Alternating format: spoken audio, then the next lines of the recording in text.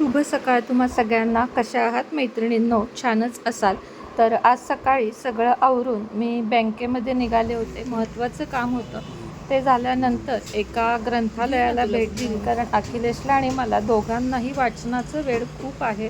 आणि आता मी ते पुन्हा जास्त वाढवलं आहे, कारण वाचनातून आपल्याला एक मनःशांती पण मिळते. त्याच पद्धतीने आपल्याला खूप माहिती मिळते जगात काय चालू आहे, किंवा काही वेळेस आपल्या सेल्फ डेव्हलपमेंटसाठी आणि मानसिक शांततेसाठी पुस्तकं खूप उपयोगी ठरतात. त्यानंतर आपण आलो ते म्हणजे सिद्धिविनायक मंदिरामध्ये. तुम्हाला सांगते, कोल्हापुरात राहूनसुद्धा मला हे मंदिर माहीत नव्हतं आणि खूपच जास्त छान असं ते मंदिर होतं. भव्य परिसर होता. त्याच पद्धतीने मंदिर म्हणजे गणपती बाप्पा इतके छान सजवलेले होते की बघून कुठल्याही मंदिरात गेल्यावर काही मागायचं सोडून फक्त देवाकडे बघत राहावंसं वाटतं. छान छान झाडे होती जी मी थोड्या वेळ पाहिली, कारण आता झाडांची आवड खूप लागलेली आहे. जिकडे जाईल तिकडं निसर्ग जरा दिसला की डोळ्यांना पण बरं वाटतं. आजचा दिवस मला खूप जास्त हॅक्टिक गेला. घरी गेल्यानंतर सुद्धा खूप कामे होती आणि त्यामुळं मला येताना आम्ही जेव्हा बाहेर गेलो त्यानंतर एका ठिकाणी आंबे बघितले बघा, पण ते सुद्धा घेतले नाहीत, कारण प्रचंड महाग तर होते. त्याहून दुसरी गोष्ट म्हणजे घरी वायफाय बसवणारे लोक आले होते, त्यांचा फोन आला आणि धावत पळत घरी यावं लागलं. पण तरी पण अगदी स्वीटमध्ये मी देवगड हापूस बघितले आणि चक्क 2000 रुपये डझन असा त्याचा दर होता. भेटल्यानंतर मी डायरेक्ट आत्ता भेटते, कारण बँकेतून मी आले जवळजवळ 12:30 वाजता. त्यानंतर वायफाय बसवण्यासाठी, आता वायफायची इथं म्हणजे रेंजच नव्हती जे बसवलं आहे त्याला, त्यामुळं मला वायफाय बदलावं लागलं आणि ते बसवायला माणसं आली होती. त्याचा आवाज होता खूप, त्यामुळे बसवता आलं नाही. नंतर तुम्हाला मी घरातला पसारा दाखवलाच, ते पण काम चालू होतं. त्यामुळे मला ब्लॉग पण शूट करता आला नाही. आत्ता संध्याकाळी 5:30ला काम झालं. अजून निम्मं काम आहे जे की उद्या होईल आणि मग मला कंटिन्यू छान छान ब्लॉग करता येतील असं आहे. तर ब्लॉग ह्याच्यासाठी केला मी की ज्यांना आपलं हे ओवीचं तेल हवं आहे, ओवी हर्बल हेअर ऑइल आणि मेहंदी, मुळात म्हणजे बघा मेहंदी मी सकाळीच लावली आहे. मी ब्राऊन शेड वापरते, ब्राऊन आहे आणि ब्लॅक आहे. खूपच छान मेहंदीचे रिझल्ट आहेत. तुम्ही माझे ना महिन्यापूर्वी केस कापलेले बघितले होते. कुठून बुद्धी झाली मला म्हणून मी केस कापले होते माहीत नाही, म्हणजे एवढेच केले होते मी, म्हणजे चक्क ते असे बॉबकट वाटत होतात. ते आता लगेच म्हणजे महिन्यातच, तुम्ही महिन्यापूर्वीचेच व्हिडिओ जाऊन बघा, एवढे एवढे माझे वाढलेले आहेत आणि खूप माझ्या केसांना वाढ आहे, छान वाढतात. आणि मेहंदी पण आपली आयुर्वेदिक म्हणजे हर्बल मेहंदी आहे. तुम्हाला मी सकाळी दाखवते पॉकेट वगैरे. हर्बल मेहंदी, आपले हर्बल ऑइल आणि आपला शॅम्पू, एवढंच मी वापरते. आणि याच्यामध्ये ना आपण तेलामध्ये रोजमेरी, जास्वंद, अनेक जडीबुटी ज्या आयुर्वेदामध्ये सांगितलेल्या आहेत त्या मी खूप जास्त घातलेल्या आहेत. आणि त्यामुळंच आपल्या तेलानं साधारण 2-3 महिने तुम्ही तेल लावलं की केस पूर्ण गळायचे थांबतात. आणि असं नाही की हे तेल रोज लावायचं, ह्याची क्वांटिटी कमी आहे, कारण हे खूप स्ट्रॉंग आणि छान तेल आहे. तुम्ही काय करायचं, आत्ता मी जसं हातावर घेतलं तसंच थोडंसं तेल हातावर घेऊन फक्त आपल्या मुळ्यांमध्ये लावून हे जे दाखवते ना मी, असे ॲक्युप्रेशर प्रेस करायचे प्रत्येक ठिकाणचे, म्हणजे आपले आतले जे मुळं असतात ना ती थोडी हलतात. जसं की आपण तुम्ही मला विचारता ना झाडांची काळजी कशी घेता, तर दर 8 दिवसाला त्याची माती उकरावी लागते, तेव्हा ते पाणी सगळं आत जातं. त्याच पद्धतीनं काही बायका नुसत्या चपचपीत तेल लावतात. तुम्हाला सांगते, चंपी किंवा चपचपीत तेल हे फक्त आपण पंचकर्म आयुर्वेदाची ट्रीटमेंट करताना लावू शकतो.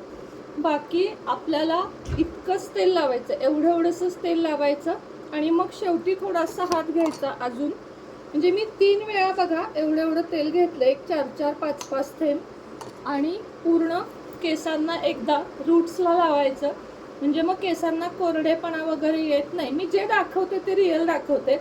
खरंच तुम्हाला माहिती आहे की माझे केस खूप मोठे होते, चांगले एवढे असे होते, पण मी कापले. म्हणजे मला काय वाटलं काय माहिती, म्हटलं नाही आपला तोच लूक आहे बदलावा, पण देवकृपेनं ते वाढले सुद्धा.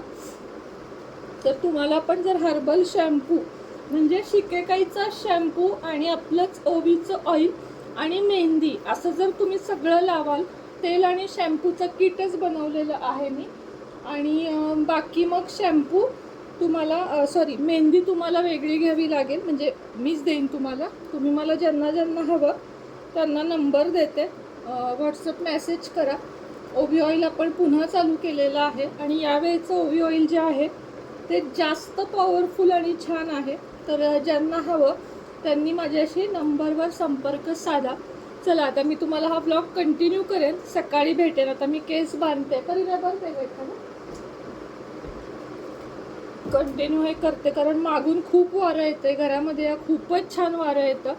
आणि मला माहिती आहे तुम्ही होम टूरची पण वाट बघताय, तर देणार आहे मी. थोडंसं तुम्हाला म्हटलं ना काम चालू आहे, आज तर मला तेच सांगितलं मी. घरातला पसारा बघून असं वाटलं की मला पुन्हा शिफ्टिंगच करायचं आहे, अंगावर काटा आहे तो शिफ्टिंग म्हटलं की. पण देवकृपेनं ती वेळ नाही आहे आपल्यावर आत्ता.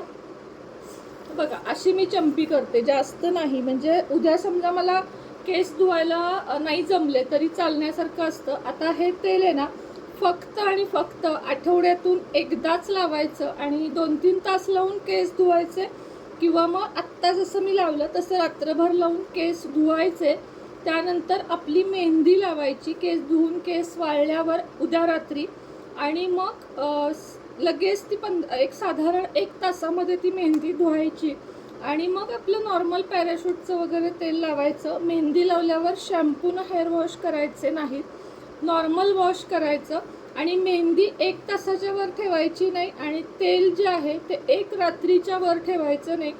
जेव्हा कधी आपण बऱ्याच बघा बायका म्हणतात की तेल लावावं, रोज तेल लावावं, पण पूर्वीच्या लेडीजपेक्षा आत्ता आपली लाईफस्टाईल खूप बदलली आहे. आता जर मी एवढं चपचपीत तेल जे आहे थोडं जास्त लावलेलं ते घेऊन जर मी आत्ता हवेत धुळीत गेले तर माझ्या केसांवर धूळ बसणार आणि मग तिथं हेअर डॅमेज व्हायला सुरुवात होती. आणि मग आपण म्हणतो माझे केस झाडूसारखेच आहेत, माझं असंच आहे. प्रत्येकाला असतात, मला सुद्धा असतात ते प्रॉब्लेम. तर या लहान लहान गोष्टी आहेत. आणि जेव्हा जेव्हा जमेल ना तेव्हा तेव्हा थोडीशी स्टीम म्हणजे वाफ घ्यायची केसांना. जाडसा असा नॅपकिन किंवा हे गुंडाळून आपण केसांना एक 15 मिनटं 10 मिनटं तरी, किंवा ती कॅप मिळती बघा, मी तर लिंक देते, माझ्याकडे आहे स्टीम घेण्याची कॅप. इथं वरती मी लिंक किंवा डिस्क्रिप्शन बॉक्समध्ये लिंक देईन.